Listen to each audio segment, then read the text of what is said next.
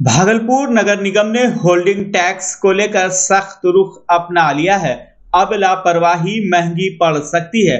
निगम प्रशासन ने साफ कर दिया है कि 31 मार्च 2026 तक टैक्स जमा नहीं करने वाले करदाताओं को इसके बाद ब्याज सहित भुगतान करना होगा।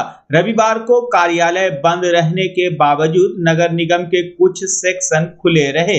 कर्मचारी अपनी ड्यूटी पर मुस्तैद दिखे, जिससे यह साफ संकेत मिलता है कि निगम प्रशासन इस बार किसी तरह की ढिलाई के मूड में नहीं है।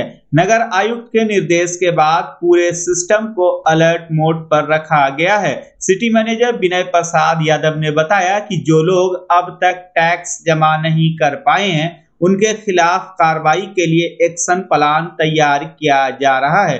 वहीं कर शाखा प्रभारी पंकज कुमार के अनुसार समय पर टैक्स भुगतान को लेकर पहले कई बार जागरूकता अभियान चलाया गया, लेकिन इसके बावजूद हजारों लोग अभी भी बकायेदार हैं। निगम प्रशासन ने यह भी स्पष्ट कर दिया है कि 31 मार्च से पहले टैक्स जमा करने वालों को किसी भी तरह का अतिरिक्त शुल्क नहीं देना होगा, लेकिन तय समय सीमा के बाद किसी प्रकार की छूट नहीं मिलेगी। ऐसे में नागरिकों से अपील की गई है कि वे अंतिम तिथि से पहले अपना होल्डिंग टैक्स जरूर जमा कर दे, ताकि बाद में आर्थिक बोझ ना बढ़े। इस बीच भागलपुर नगर निगम में तकनीकी स्तर पर भी बड़ा बदलाव किया जा रहा है। प्राप्त जानकारी के अनुसार RSI 2017 और लॉजिक बुक के डाटा का मिलान किया जा रहा है। यह प्रक्रिया पूरी होते ही 1 अप्रैल 2026 से होल्डिंग टैक्स जमा करने की व्यवस्था पूरी तरह ऑनलाइन कर दी जाएगी। नई व्यवस्था लागू होने के बाद लोग घर बैठे ही अपना टैक्स जमा कर सकेंगे, ठीक वैसे ही जैसे बिजली बिल या अंचल का लगान ऑनलाइन भरा जाता है। यानी संकेत साफ है, 31 मार्च तक का समय आपके पास है। समय रहते टैक्स जमा करें, वरना ब्याज और कार्रवाई दोनों के लिए तैयार रहें। जो सरकार के नगर विकास विभाग, आवास विभाग के द्वारा जो है निर्देश प्राप्त हुई थी, इस बार जो है OTS के तहत नगर निगम अंतर्गत जितने भी होल्डिंग धारी हैं उनको वन टाइम सेटलमेंट का निर्देश प्राप्त था, जिसके आलोक में नगर निगम के तहत जितने भी होल्डिंग धारी है, जिसमें उनका सारा चीज़ माफ था, सिर्फ जो है उनका होल्डिंग टैक्स लिया जा रहा था, उसमें पेनाल्टी है, सूद है, वो सारे चीज़ जो है अभी 31 मार्च तक जो है माफ है। इसमें सभी होल्डिंग धारी से अनुरोध है कि ज़्यादा से ज़्यादा जो है अपना टैक्स जो है अदा कर दें। उससे सारी जो है आपको भी सुविधा जो है सरकार दी है, तो इसका लाभ उठाएं। इसका प्रचार प्रसार भी बृहद पैमाने पर नगर निगम भागलपुर के द्वारा जो है कराया गया है। अभी भी देख रहे हैं कि हमारा जो है कार्यालय जो है राजस्व के लेकर जो है खुली हुई है, हम लोग इस पर कार्य करवा रहे हैं। हम लोग बहुत प्रचार प्रसार भी किए हैं, कैंप भी लगाए हैं, और इसकी जानकारी भी हम लोग जो है अनाउंसिंग करके सारे जो है होल्डिंग धारी को दिए हैं। 31 मार्च के बाद जो है पुनः जो है जिस तरह से पेनाल्टी आपको लगता था होल्डिंग में, तो पुनः उसी तरह से लगेगा। इसलिए ये सुनहरा अवसर है कि आप इसका लाभ उठाएं और अपना 31 मार्च तक जो है होल्डिंग पे कर दें नगर निगम को।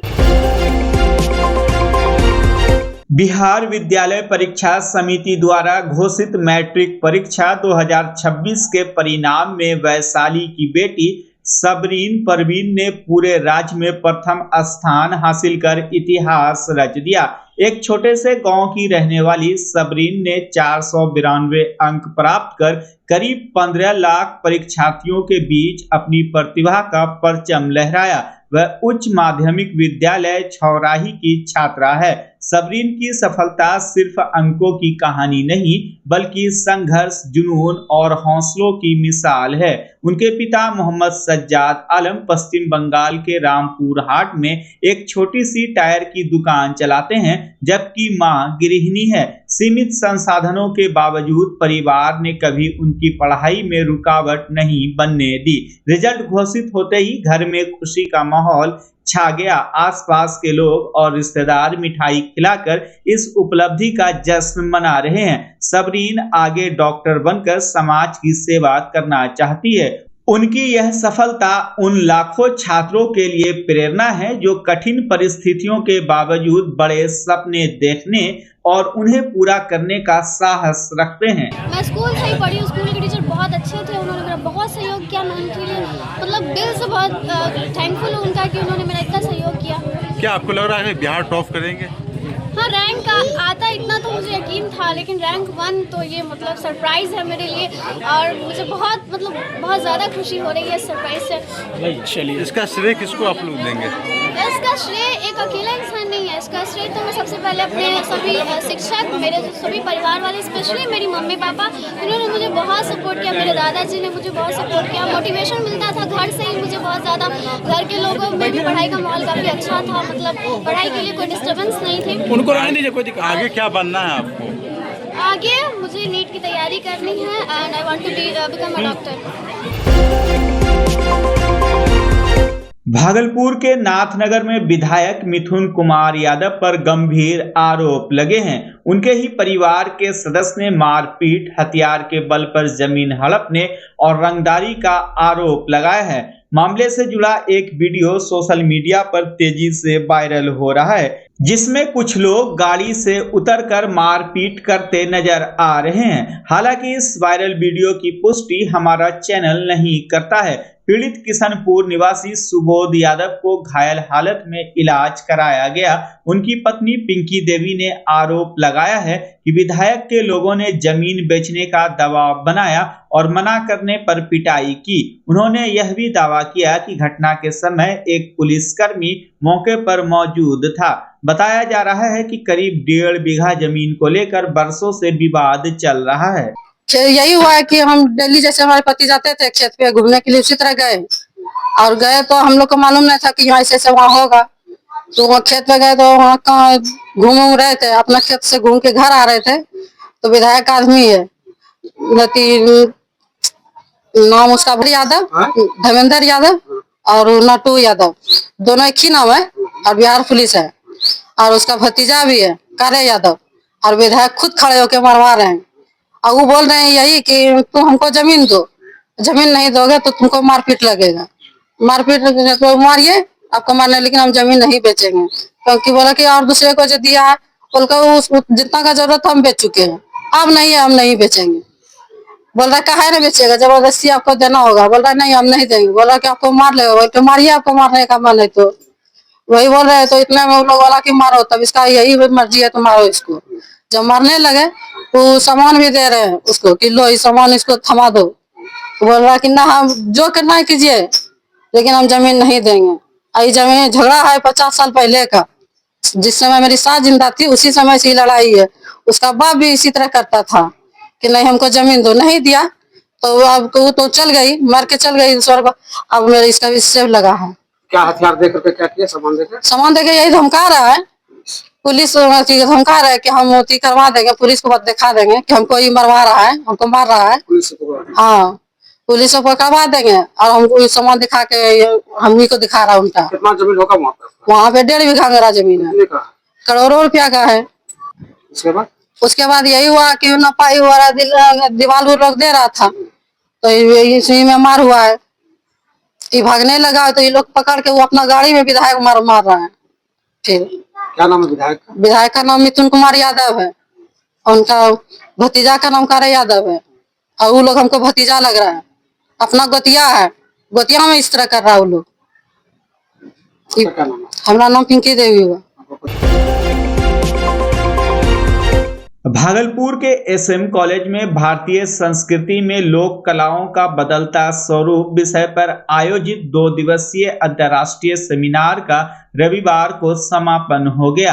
कार्यक्रम में विद्वानों ने लोक कलाओं के वर्तमान और भविष्य पर विचार साझा किए। कॉलेज की प्रिंसिपल सह सेमिनार की कन्वेनर प्रोफेसर निशा झा ने कहा कि भारतीय लोक कलाएं आज परंपरा और आधुनिकता के संगम पर खड़ी है, जिन्हें सहेजने की जरूरत है। वही टीएनबी कॉलेज के प्रिंसिपल डॉक्टर दीपू महतो ने विषय को बेहद समसामयिक और रोचक बताया। सेमिनार के सफल आयोजन में विभिन्न समितियों के सदस्यों, शिक्षकों और कर्मियों का महत्वपूर्ण योगदान रहा। ये कल से चल रहा था, अंतर्राष्ट्रीय सेमिनार था ये, और इसमें यूएसए के, मॉरिशस के, श्रीलंका के, नेपाल के हमारे रिसोर्स पर्सन थे और कल से ही ये चल रहा है। और इसके उद्घाटन सत्र में हमारे भागलपुर प्रमंडल के आयुक्त थे और हमारे माननीय वीसी सर थे और बहुत से यूनिवर्सिटी से वहाँ के हेड्स, डीन और बहुत से रिसर्च स्कॉलर्स इसमें शामिल हुए और 4-5 सेशन चला, जिसमें कि ऑफलाइन ऑनलाइन दोनों था और आज इसका समापन था। इसका उद्देश्य यही था कि आखिर जो हमारे यहाँ लोग जो बदलता स्वरूप है उसको पाश्चात्य संस्कृति से कैसे बचाया जा सके। जो हर चीज़ पे ये हावी हो रही है उसको करने के लिए हम लोग क्या क्या कर सकते हैं, उसको कैसे बचाया जा सकता है अपनी संस्कृति को। बच्चा जब जन्म लेता है तो कई बार बच्चा तुरंत नहीं रोता है, रोने में देर हो जाता है। ऐसे में बच्चा क्षतिग्रस्त हो जाता है और उसके बचने की संभावना कम हो जाती है और यदि बचा तो भविष्य में उसमें विकलांगता की समस्या आती है, जिसे सीपी कहते हैं, जिसका कोई माकूल इलाज नहीं है और ज़िंदगी भर बच्चा विकलांगता से जूझ सकता है। ऐसे में पूरे संसार में कूलिंग थेरेपी का सहारा लिया जाता है। जन्म से ठीक 6 घंटा के अंदर यदि उसको कूलिंग थेरेपी दिया जाए तो उससे उसका सीपी की समस्या कम होती है और बचने की भी संभावना बढ़ती है। पहली बार बिहार झारखंड में आपके शहर के स्नेह नवजात शिशु बाल सेवा केंद्र में यह मशीन उपलब्ध है। कभी भी ऐसी बात हो कि बच्चा रोने में विलम्ब हो गया तो आप स्नेह नवजात शिशु बाल सेवा केंद्र में जरूर संपर्क करें।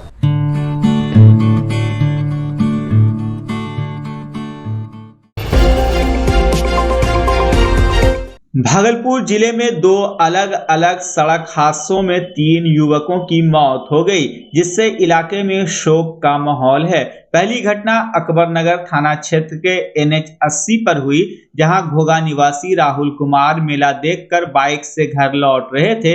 इसी दौरान अज्ञात वाहन ने टक्कर मार दी।